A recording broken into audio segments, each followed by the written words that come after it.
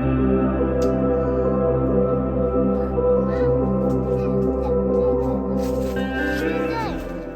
guys, it's Samantha. Welcome back to my channel. Today we're going to be doing a book unhaul. So I'm a little bit different than other booktubers. I don't like to unhaul 20 plus, 40 plus books. Today we're just going to be doing a very small unhaul of about 8 books. All of these books are going to be listed on my Pingo bookstore, which is linked down below, so you guys can purchase them if you find them interesting enough to do so. And there are also books from my last unhaul down there still, so if you want to go watch that unhaul, browse the books, check out the store, you'd be doing me a favor. But let's go ahead and get started. Simple as that. The first 2 books were recently read in a vlog. I DNF'd both of them, and that is Wilbur Smith, When the Lion Feeds, and Honolulu by Alan Bernard. I have ranted enough about these books, so if you're interested about these books, go ahead and check out the vlog. I will also link it down below. You'll be able to see me rant about both of these. I'm kind of tired of talking about them, so I'm just going to put them to the side. It really sucks because, as funny as it is, these were both gifts from my sisters. But I don't think that they're going to have any hard feelings about me getting rid of them. I did try to read them. In fact, I was going to unhaul this book for sure before I went ahead and decided to read it. So, you know, I tried. I'm like, don't be mad at me, I tried. The next book I will actually talk about. This one is Jojo Moyes, The Girl You Left Behind. So I'm unhauling this not because I didn't like it. It was a decent book. I'm just unhauling it because it's not a book that I'm going to reread. For me to keep my books around, I either have to like really love the characters or love some aspect of the story or like have some emotional attachment to like when I read it. And this one does none of those 3. So it's just gonna go on to the next lover of the book. This one is set in France 1916. The main character is Sophie Lefebvre. It's her story as the girl who was left behind. Her husband went off to war, and now she's stuck trying to run this hotel in the middle of a war and trying to not attract attention from the commandant. Then we flash forward to 2006. The other main character of this book is Liz Halston. She's living in a architectural house her husband built. Her husband did pass away, and after her husband passes away, she, after several years, decides to move on. She brings home a man who notices a painting on her wall, and a court case ensues, which that sounds really confusing, but let me explain.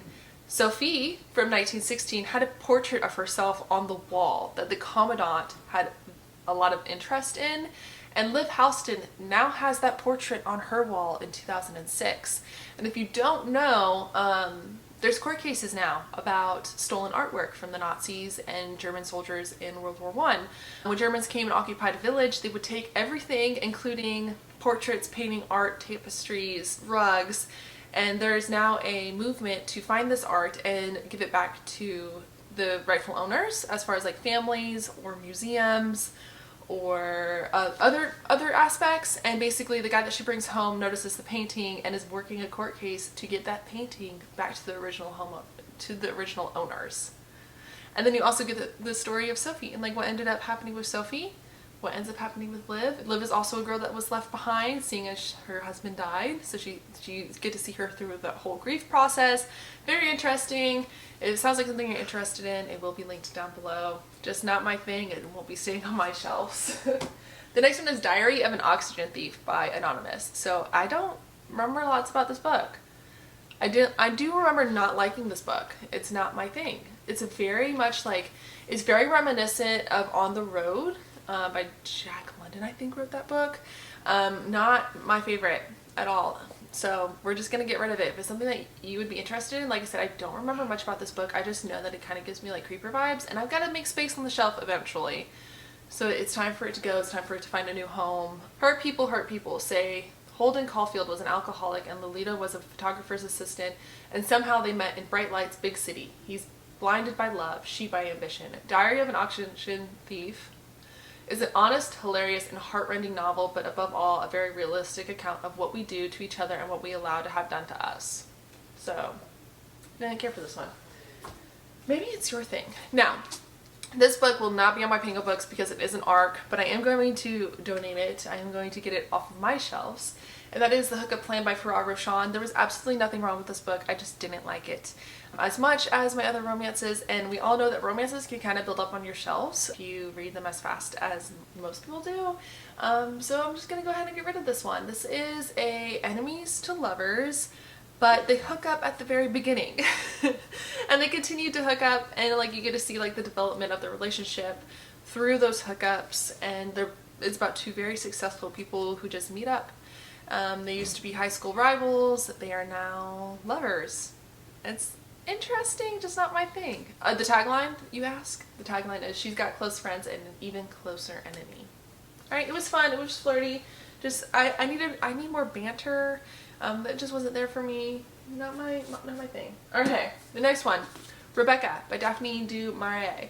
So I am just getting rid of this because I found a different version of this book. I found a book printed in like the 1950s, and it's black with like a gold inlay. So that's the one I want to have on my shelf. I don't necessarily want to have this one, and I don't really necessarily want to have two copies. However, I will make a mention that this movie cover is not bad. Like, it's not bad for a movie cover, I have to say. I'm glad that we're stepping up our game as far as like changing paperbacks to movie covers. If you don't know, this is a classic gothic romance story about a girl who marries a man who is a widow, or is a widow. His wife died. They go to his estate, and then there's like weird gothic-like happenings with the people who run the estate being really sketchy towards the new wife. They never mention the previous mistress. But everyone has like this reverence towards her, and it's just very weird for this new wife that's coming in. And yeah, the classic tale of romantic suspense. Yeah, it's very atmospheric. So if you're looking for a good October, like fall, winter read, I highly recommend this. I have not read this book yet. I'm only about halfway through it. I'm slowly making my way through it.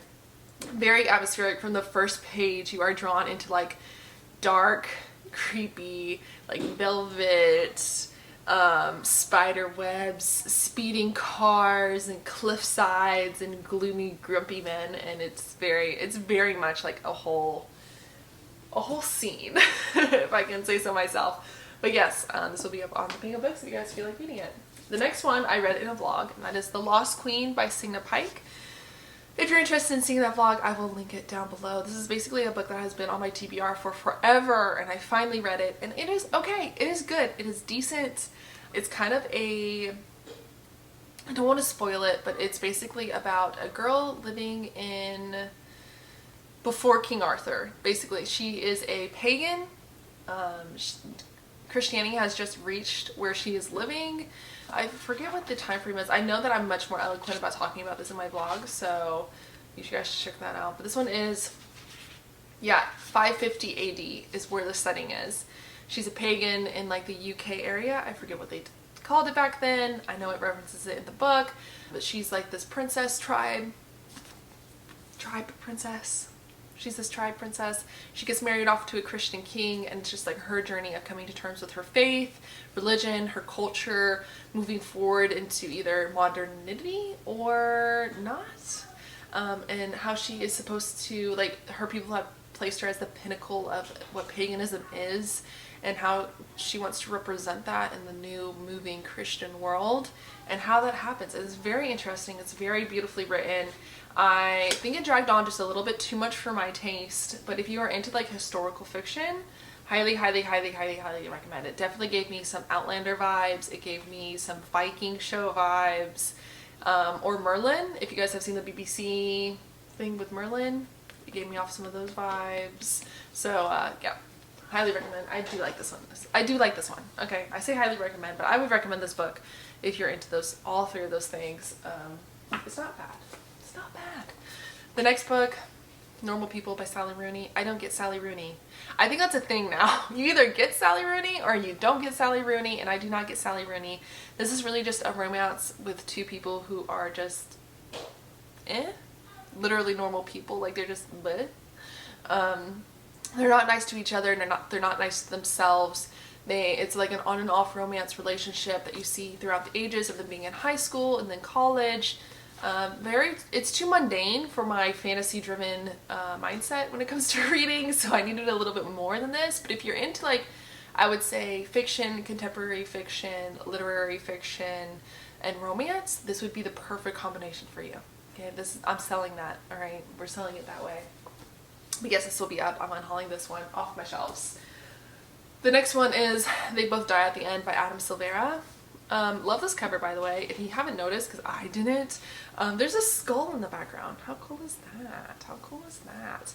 I don't like this book simply because it is very much a insta-love situation. I understand it's set up to be an insta-love relationship. Both of these characters get a call at the very beginning of the book that says, you're gonna die today. Which in this universe is apparently a everyday average thing. People get these calls all the time. Basically, you're called when your time is up. And both of these young boys get a call that says, your time is up. And they end up bumping into each other and living out a day together and falling in love in really weird, interesting ways. You learn about both of the boys' lives, and you kind of see their own recollections of those lives and coming to terms with dying. Yeah, not my favorite, to be honest with you. So I'm going to pass it on to someone who does get it. But yes, that is it. As I told you, it was going to be super quick. I personally don't like unhauls of like 100 and something 80 books. I think it's great that people, know how to clear out their shelves, that's for sure. And not be a hoarder like me, but that's it, guys. All of them. Alright, off my shelf, onto my storefront. Check out the links below and make sure you subscribe to hang out with me some more and see what else I'll be reading in the next few vlogs. Alright, bye.